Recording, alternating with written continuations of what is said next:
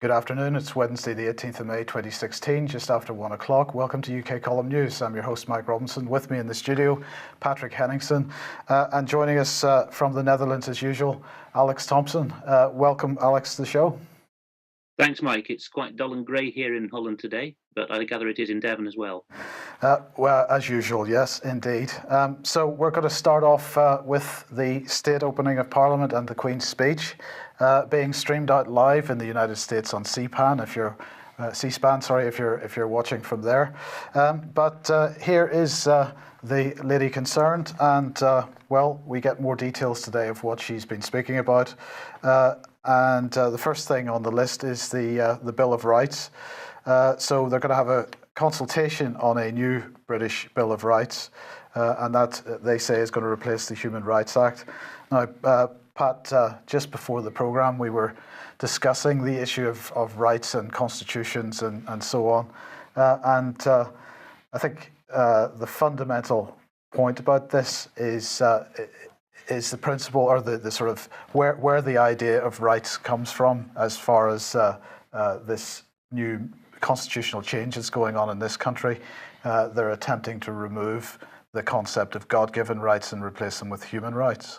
And so I think context is really important in this discussion. In fact, it's all about context. Yes. Because we started this discussion by saying, well, are our rights better? And I asked you, do you think our rights in the United States are better because they're written down? You know, we have a Bill of Rights, for instance. Yes. And you remarked, which I thought was really good, was, you know, the reason they're written down is this is kind of in reference to where the United States came from as a former colony under the Crown, and, you know, as an independent country, they had to actually write it down to make it clear this was a break, or this was an extension of the original common law rights. And you gave me a good explanation on that. Well, that's right, because every constitutional document that the United Kingdom has is a restatement of principles that have been in existence for many decades, hundreds of years, and potentially more than 1,000 years. So the point is that it's a restatement. It's not a limiting factor. It's a statement of rights, but it doesn't limit those rights. Alex, what's your view on this new British Bill of Rights? Well, we do know that it's treason for a subject of Her Majesty's. By the way, we're not subjects officially anymore, we're citizens, but constitutionally we're subjects. It's treason for subjects of Her Majesty to imagine the demise of the Crown, because the Crown is an embodiment of our God-given rights. It's a kind of triangle.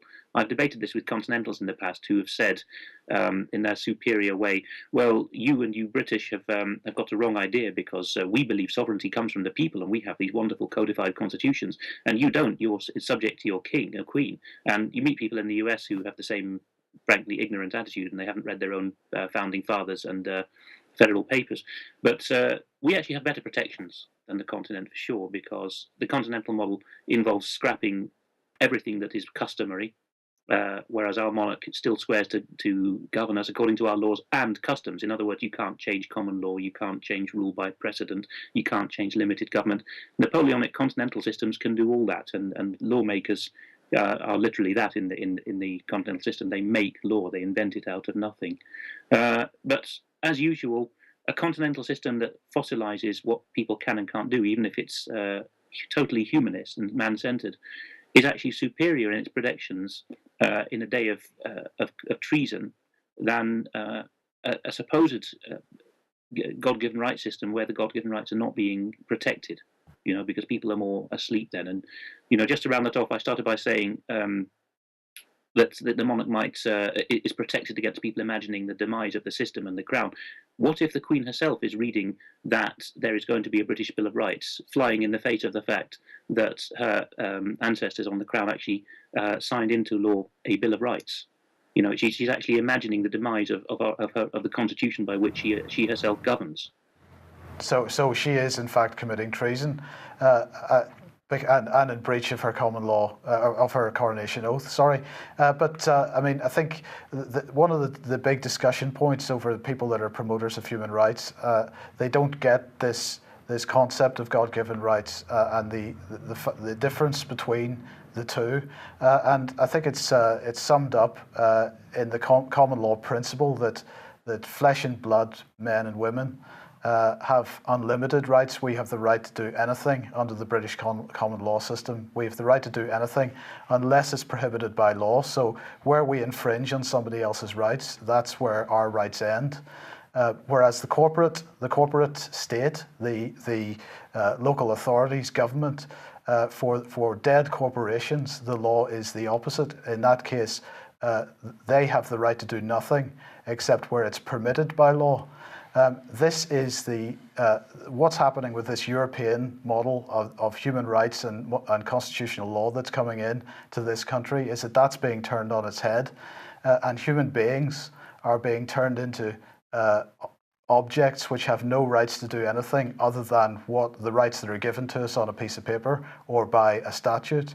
And corporations, perversely, are being given the right to do just about everything that they want to do. And that's the difference between the common law God-given rights position and the human rights position. And this is something that many people don't quite understand.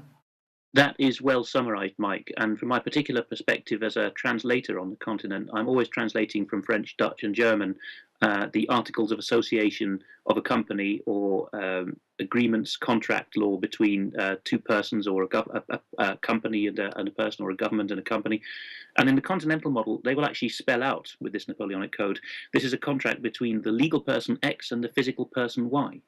And their statutes will actually say, what kind of persons does the following apply to? And sometimes it will apply to legal persons only. Other times it will apply to physical persons only, and sometimes to legal and physical persons. And if there's a hierarchy, often the physical person is almost referred to condescendingly as, as a second-tier personality.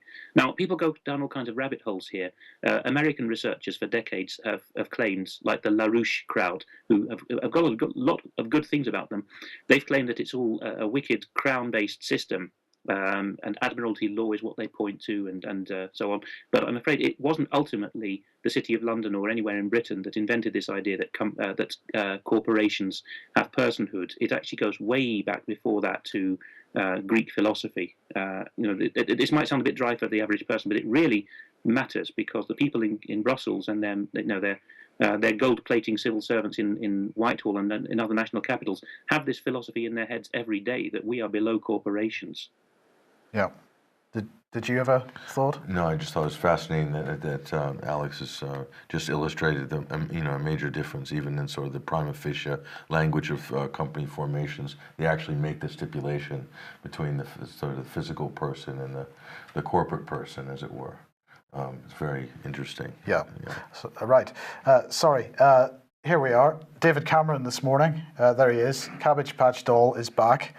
He is saying that this is a one nation Queen's speech from a one nation government. Alex, I wanted to ask you what your thoughts are and what he means by this, because I'm pretty sure it's got nothing to do with the old Disraeli one nation conservatism.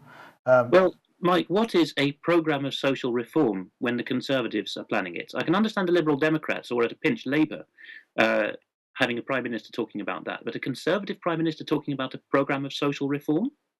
I mean, and any of his supposed counterparts on the continent who are Christian Democrats, if they're in the majority and they talk about a programme of social reform, their own party will vote them out of office and their own grassroots pretty quickly, because they'll understand that to be Marxist subversion. Yes. Well, I think that's code, actually. Social reform in Cabbage Patch language is austerity, isn't it? Or it's cuts to social programs. That's my guess, anyway. Quite possibly. Well, maybe this gives us a clue, because, of course, when the Telegraph was covering this morning, they were talking about the reforms to the penal system and prison service. Criminals should go to prison only for weekends under new satellite tagging system. And we've got a quote here. Every prisoner will be placed on a bespoke learning plan. We were talking about education yesterday, so here we go, another strand. So every prisoner is going to be indoctrinated on a bespoke learning plan as part of a sweeping overhaul of the education system behind bars. Offenders will be given their tailored programme on arrival in jail under plans unveiled by the government. Alex, they are really going to indoctrinate every level of society. Mike, because we don't have population registers in this country, yeah, okay, there's police intelligence files on most prisoners even before they've been jailed the first time, and there are police intelligence cells in prisons increasingly in Britain, which shocks the Continentals. But what you've just read out there, that on arrival in the Nick, you're going to be given a visit by the education officer or maybe by the governor who tailors your education program. How is that going to work? You're going to have to go through a psychological profile, aren't you, with a questionnaire about what's your educational level, what's your religion, are you at risk of radicalization, as they call it these days? You know, a surprising number of people end up so-called radical Muslims who've never read the Quran in jail, but that seems to suit the authorities. How is that going to work? You're going to be profiled and guinea pigs, basically, on arrival. There's going to be very extensive intelligence dossiers. Pat mentioned yesterday that wonderful book by Charlotte Iserbyt, Iserbyt, called The Deliberate Dumbing Down of America, available through the UK Column Shop and various other places as a massive PDF or as a book. And one thing Iserbyt mentions is that 3 counties in different US states were targeted in the early 80s for just this model in schools. You know, your questions on where you are, what your philosophy is from your family, what your parents' beliefs are, what your religious and educational background is.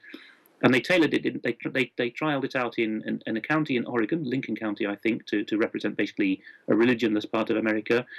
One county in Kentucky and one county in Pennsylvania, I think, to represent basically respectively the religious and the secular parts of America. So that's gone on a generation ago. And it was then called values clarification. And nowadays it's called outcome-based learning, and it's being revived in social work and education as well, and now being trialled on the captive population of prisoners. Basically, prison is the perfect testbed for this, because you're not going to get out of the Nick until the probation officers write a report saying he or she has had his values rectified. So this really is re-education in the Soviet style. Very, very much so. I wonder if Pat has a comment on where that. I think it was spun out of Philadelphia, wasn't it, or certainly the Pennsylvania school, and where that's gone in the US since. Are parents generally aware of values clarification? Has it gone into the prison complex? This idea of re-educate them until they've got the message. Yeah, I think in America increasingly you have in some states anyway, it's a growing population, or it's a growing business, in fact, and with the privatization of prisons, this is also an income stream for prison contractors. So in this country, companies like Serco, for instance, could add this basically to their consultancy or their bill, their invoice at the end of the month or the year. Well, or whatever. the person that's really pushing this works for an academy group, so it's actually, it's not so much the big corporates like G4S and Serco. It's actually academy groups that are running schools for teenagers. So they'll be awarded contracts. But what I see is that, are they planning that this is where the majority of education is going to be done for certain members of the underclass, or certain, they're going to have lots of young offenders with thousands of more laws on the books to be broken in the coming years. So increasingly schools are looking like prisons, and prisons are looking like schools. If you've been into any schools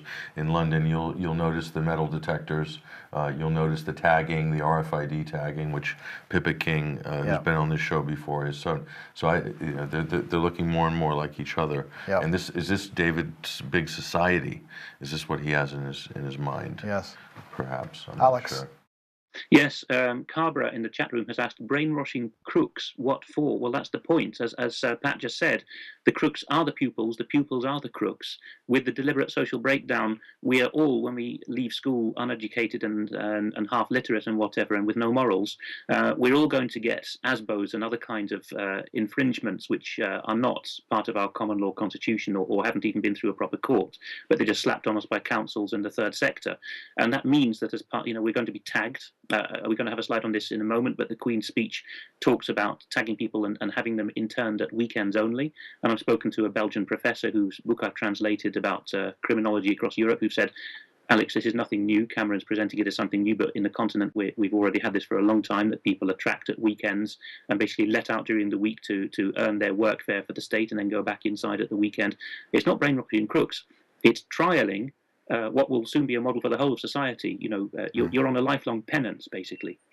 And the free labor aspect as well. Yeah. This is also a great source of cheap labor now, more and more, is people who are incarcerated part-time or full-time in prisons. Absolutely, free labor is a big part, and my professor, whose book I've translated, does talk about this, that you have to, in the British system, where prisoners have no rights. You see, this is the flip side of forgetting our God-given rights. That on the continent, at least you have rights on paper. But if in Britain the prison is governed by amoral people and there's no explicit written protections of your rights in the current system, then they can say, well, you can earn your way up to standard level privileges, like being able to speak to your family and whatever on the inside by being showing willing and providing free labour and showing sufficient contrition for your sins. The Continentals are shocked at this because they say, well, these are people, aren't they? They have rights. So again, they're showing us up now.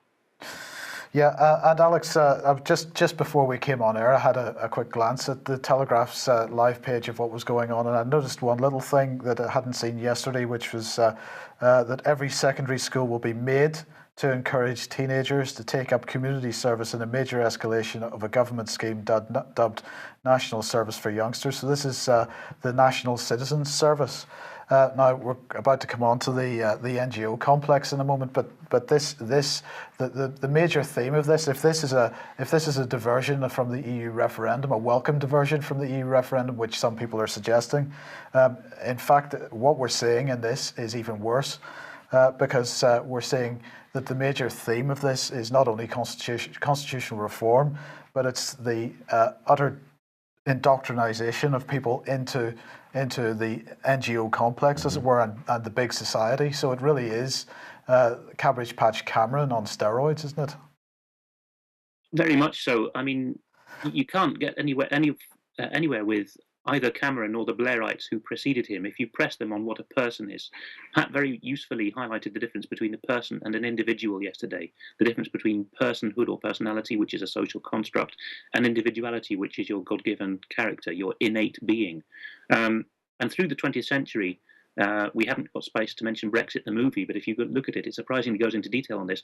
We, amoral, superior, smug British, with our civil service model, have actually been pushing, since Bertrand Russell at the beginning of last century, this notion that man is tabula rasa. You can write on him what you want and form him into the social being you wish. It's the product of a godless continental philosophy, the Enlightenment, but it seems to have been re-exported by the British to the continent. This idea that man innately is nothing and worth nothing. You have to, basically upgrade him into an acceptable communitarian being through projects. And we spent the 20th century, such as Arthur Salter advising Jean Monnet between the wars on how to set up the EEC in the future, as it then was, and then later the advisors to the German economic miracle guys. The British saying, oh, no, you can't deregulate. You must keep all these wartime regulations in place, which the Germans scrapped and therefore enjoyed great prosperity as a result of. We've been pushing the wrong model throughout the 20th century, and we've been telling the Continentals, who have a lesser and an inferior political history to us, this is what you must do, and it's failed mightily. Okay, brilliant. Thank you for that, Alex. We're going to move along then. Just quickly, a reminder, UK column meeting tonight, if you're able to get down to join us, 7:30, as usual, in the George at Plympton. Please join us if you can. Now, last night we were in Frome, and Vanessa Beeley was giving her talk on the White Helmets, the NGO complex. Absolutely brilliant talk as usual. It was a really good turnout for a small venue. It was packed. Well, I'm going to have Vanessa on the programme tomorrow to go into this area in more detail. But as a teaser for that, I just wanted to highlight this situation.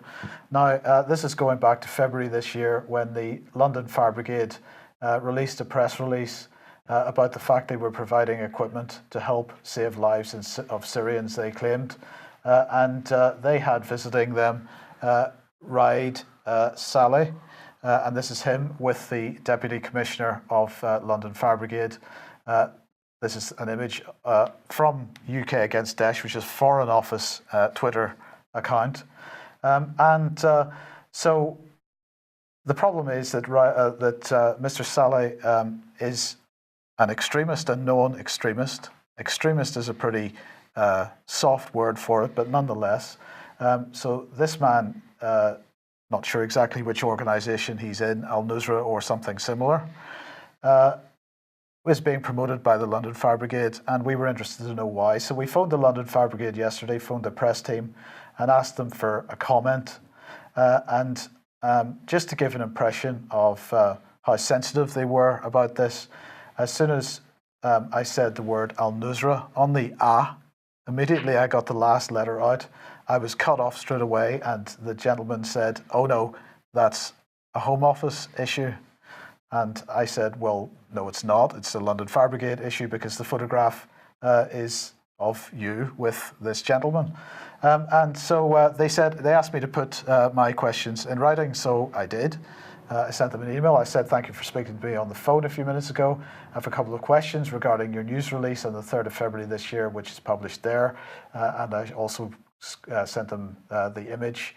And I asked them that since the US State Department had deported Mr. Saleh he was on his way to receive a couple of awards from Interaction and Relief International. They deported him on the basis of his extremist links. And so I asked them, is the London Fire Brigade aware that the Syrian Civil Defence, aka the White Helmets, are tied to Al-Nusra Front, which is effectively Al-Qaeda in Syria? And I asked them what is the nature of their current support for this organisation. And so almost within a minute of me having sent that email, the phone was ringing again. And it was the gentleman from the from London Fire Brigade, and he absolutely was determined that this was not their problem, that this was a Foreign Office problem. I should contact the Foreign Office for comment. He did not want to engage in any way, shape, or form. Now, in fairness to the Fire Brigade, he was clearly somewhat flustered by this whole thing, Pat. But the message I strongly got was that this was organised by the Foreign Office. It was a Foreign Office photo shoot. We know that the Foreign Office funds the White Helmets, and so I think the London Fire Brigade went into this with no real understanding of what they were getting into. Sure. I mean, from a public relations consultant perspective, I'm looking at this and I see someone in the Foreign Office got the bright idea that, oh, let's get the leader of the White Helmets to get a photo op with the London Fire Brigade and use the PR currency of the London Fire Brigade, which is absolutely gold, as a first responder organization, and position that next to Syrian Civil Defense, which is being funded over the table actually by the Foreign Office and USAID, and to try to help the reputation of the White Helmets. And this is all it is. This is a marriage of PR profiles in order to strengthen the one who is weaker. In that case, it will be the White Helmets. This is a horrible thing for the London Fire Brigade. They have no business working with partisan, terrorist-linked NGOs in Syria. That's a horrible decision by whoever cooked this one up, yes, because it can only go wrong. And either the person who cooked it up didn't know about the White Helmets links, which is possible. Sometimes the right hand doesn't know what the left hand's doing. But nonetheless, to put the London Fire Brigade in a political firing line is to me a bad decision, because no one in the London Fire Brigade probably has any idea really of the idiosyncrasies. Pretty cynical of what's going on in Syria. I'm shocked. Yes. Actually. Yes. Well, immediately after this program, I'm going to play out the interview I did with Vanessa last November on the White Helmets. Now, we've got quite a lot to add to that in tomorrow's program, but if you want to get a taster so that you understand what tomorrow is going to be about, do watch that immediately after this program. Alex? A quick one from me on that. There's a couple of conurbations on the continent which are in a more advanced state of, should we call it, Islamic statification than London is. I think of Malmö in Sweden, Copenhagen in Denmark, Greater Paris, and closest to my own experience is Greater Rotterdam. Now, my dear wife works in a hospital just off Rotterdam on an island, mercifully, where there's a different culture. But she's had basically refugee workers who couldn't stand it, couldn't hack it in Rotterdam anymore. And one of the things they said was, because of these stupid stunts by liberals in The Hague and Brussels and London and wherever else, we now have ideologically fired up twits in Rotterdam beating up ambulance men when they arrive and firing stuff at them. Why? Because they are associated with, what should we call it, the fight against the Islamic State, because they're first responders in national uniform. Now, that's what this is leading to, and within a couple of years we're going to see this in perhaps London, the West Midlands, West Yorkshire, Luton, who knows, that ambulance men, if it isn't already the case, maybe even Bristol, are going to be attacked physically or maybe with projectiles precisely because they are associated with these overseas adventures. Yes, that's a very good point. Okay, the book spot, Alex. Is Islamic State a fait accompli? Well, the world expert Wassim Nasser, a French journalist, thinks that it is a fait accompli. And when you say a fait accompli in French, it has a slightly different nuance than in English. It doesn't just mean something that's happened and you can't do anything about it. It means a done deal or even a stitch up. And Wassim Nasser's book came out at the end of April. It's very recent. I'd heartily recommend it, particularly to Pat. That there are English summaries available. The next slide, I think, talks about this, which is the fact that PBS, an American company, actually a public broadcaster, surprisingly, has an hour-long video called Frontline: The Secret History of ISIS, produced just yesterday, 17th of May. Is that yesterday or is that a couple of days ago? Yes, yesterday. So watch, if you can't read French and read L'État islamique un fait accompli, watch this hour-long video, Secret History of ISIS, which goes into more detail than anyone else has before about how the US government and its stooges deliberately allowed ISIS to rise to the point where they controlled Raqqa. Now, Wassim Nasser's thesis is that ere long we will see Western governments under Saudi pressure opening embassies in Raqqa to the Islamic State, much as we did in Kabul with the Taliban. You know, you have to go through a kicking and screaming stage first of the Western capital saying, no, this isn't the legitimate government of that territory. And then after a while, they accept the fait accompli, you see, and put the diplomats in and accept that country's currency and all that stuff. That's going to come soon. He even goes into detail on why the French government decided early on to call the Islamic State Daesh.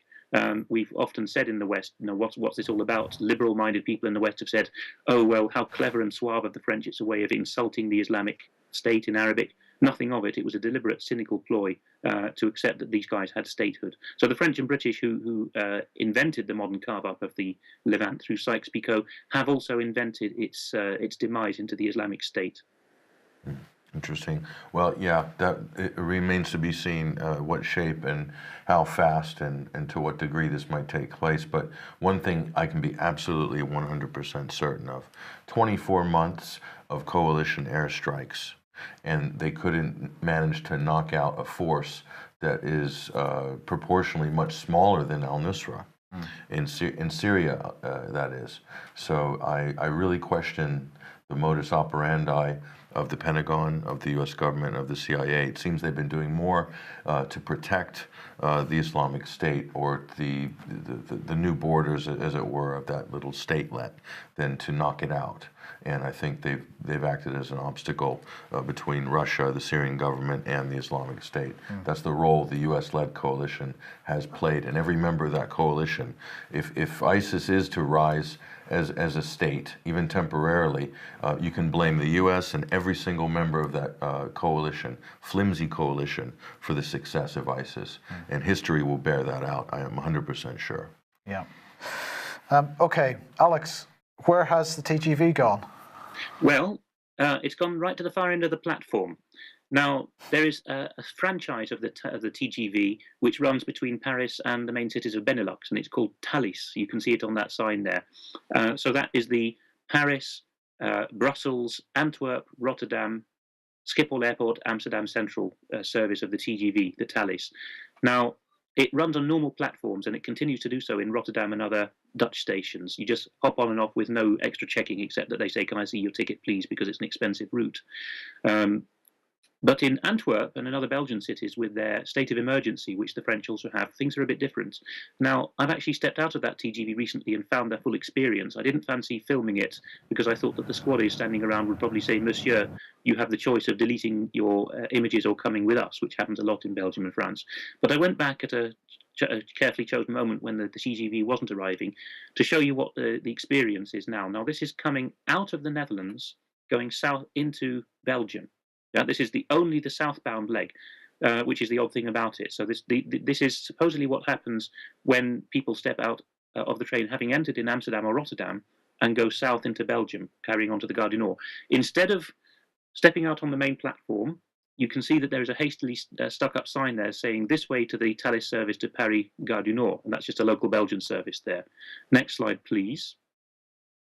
You then see a very improvised sign in this otherwise very swish station with just a cable tie on a handrail showing you that the Thalys to Paris Gare du Nord is at the end of platform 23, improvised sign. Then we go on, and we see a lot of desertion, and the whole of the regular commuter service train is there. It's full length, and you carry on and on and on.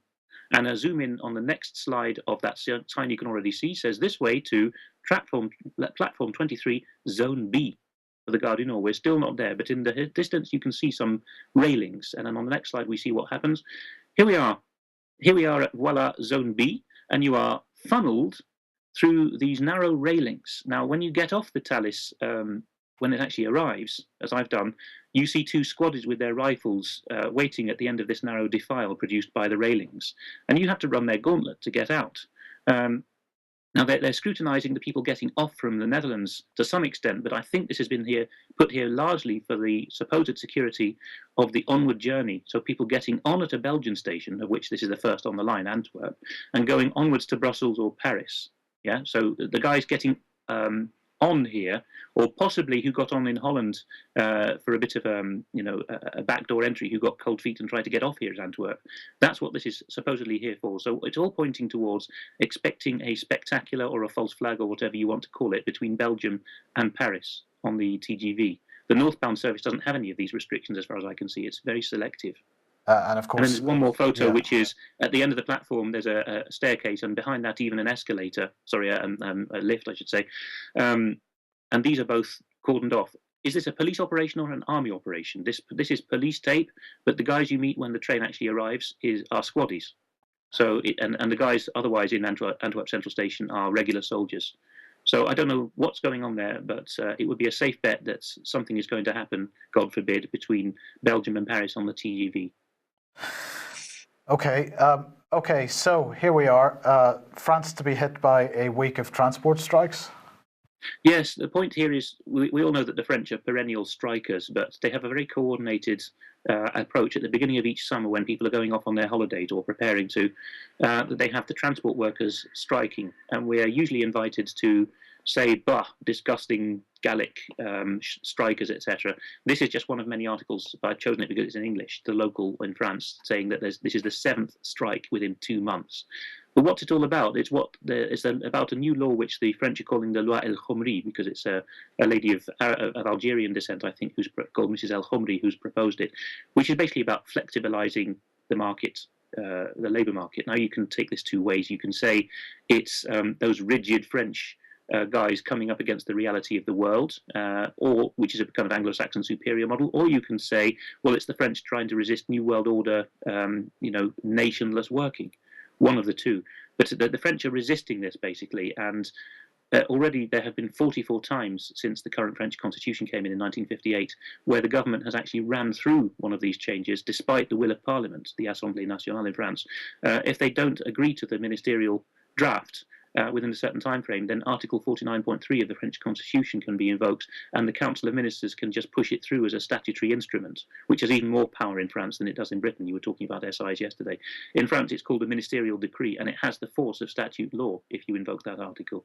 So one way or the other, the French are going to have deregulation, and that's what they're all up in arms about. Because it means that you basically anyone of any nationality, certainly with a legal purpose to be there, if they're an EU national, can just undercut others. And you wanted me to highlight Jerome Verite? Yes, this is Jérôme Vérité. His name means Mr. Truth, which I thought was interesting. There he is with his Rive Gauche goatee beard and so on. But the CGT is the equivalent of the Transport and General Workers Union. And the point is, if you listen to interviews with him, he makes no bones about the fact that he is of the elite class. He's an educated Frenchman. He's there to defend his members' interests, and it's all very French equivalent of, oh no, dear boy, I'm a reasonable chap, and the people I represent are reasonable chaps. Yeah, it's compare and contrast with the put-on Man of the People Act. If we were talking about the fire brigades earlier, do you remember a few years ago, 2000, I think, to 2005, that awful Andy Gilchrist was the General Secretary of the Fire Brigades Union when they were causing a lot of ruckus. He actually went to my old school, Bedford Modern School, and I can assure you that put-on Luton accent he carefully honed was actually an adult acquisition, because at Bedford Modern School you were taught to speak properly, and I think he was probably as a child as well. But to make it as a trade union man in Britain now, you have to put on this totally unacceptable attitude, and it's a very chipper act of pretending to be a pleb, basically. You remember Jimmy Knapp of the RMT, the Rail Workers Union, who actually grew up in Ayrshire, in a town in Ayrshire, not in Glasgow, but he put on the heaviest of Govan accents, talking about the situation. And the whole point of that was posing as someone that he was not. So our trade union members are led by the nose, basically. The French trade unions at least know that the guy that's representing them in the studios and in Parliament is not pretending to be anything he isn't.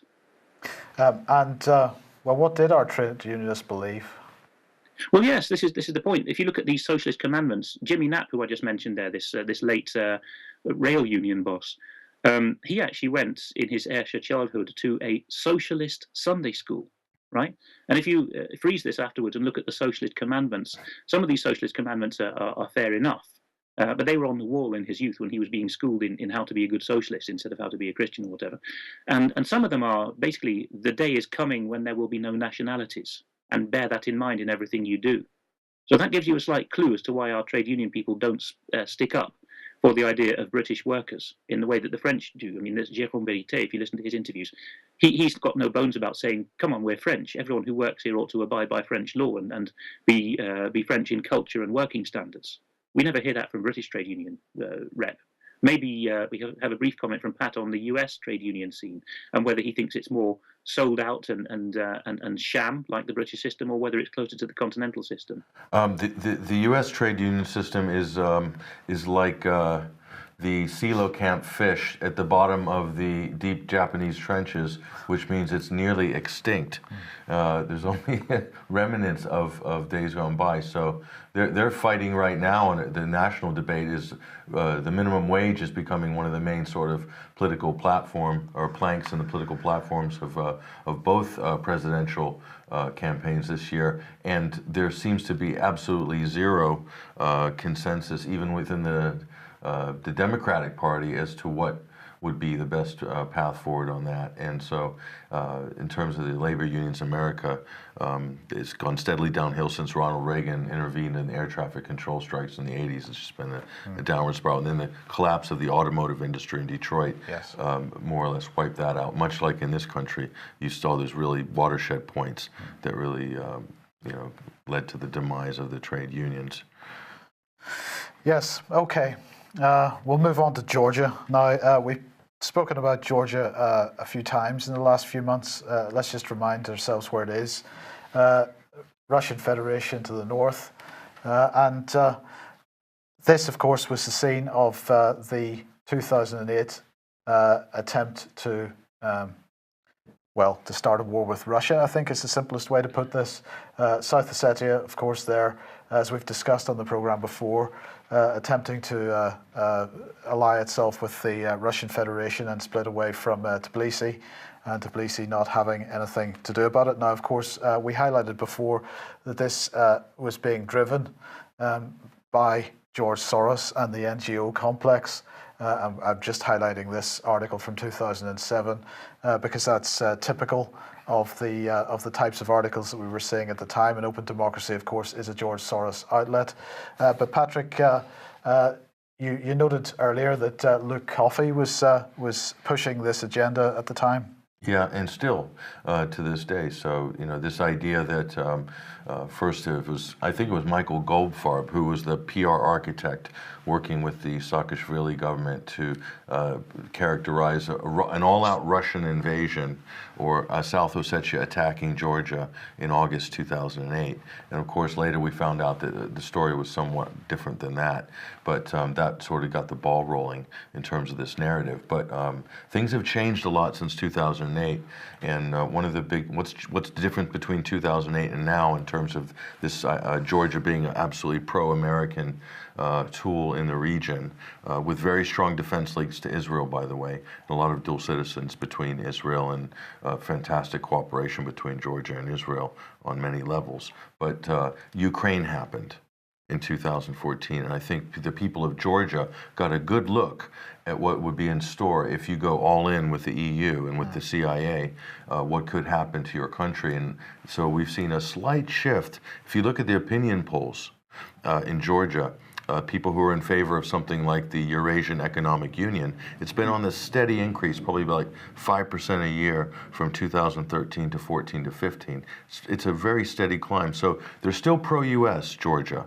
It's a very important country geostrategically on so many levels. For Russia, it's an open door to the Middle East. And for Russia, it's also a way to cut off Western energy plays, right?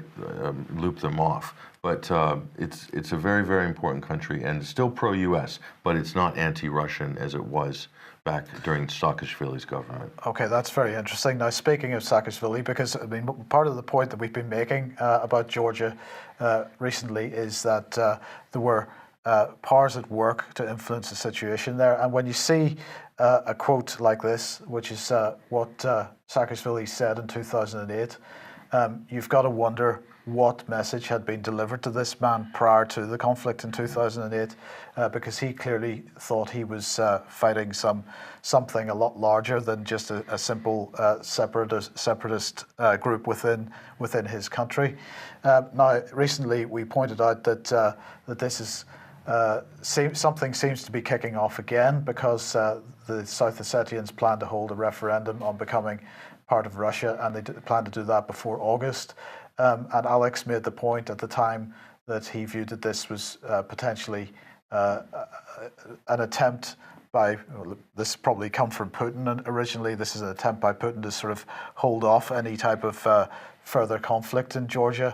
But you also were pointing out that South Ossetia, certainly Al Jazeera, suggesting that the South Ossetian referendum is not legal. Yeah, and so this was an article, I think this was penned by actually Lou Coffey, or he was heavily quoted in this article saying that, it wasn't legal. In other words, it wasn't a legitimate referendum. So this is the Heritage Foundation, a leading, some might say neoconservative, definitely military establishment aligned think tank in Washington, D.C., who's running point, along with a couple of major media organizations like Al Jazeera, to sort of paint this in a certain way in the international media. But Georgia has to make a decision, Mike. Okay, do you want to be on the frontier of the EU, or would you rather be either independent or within the edge of inside the Russian Federation?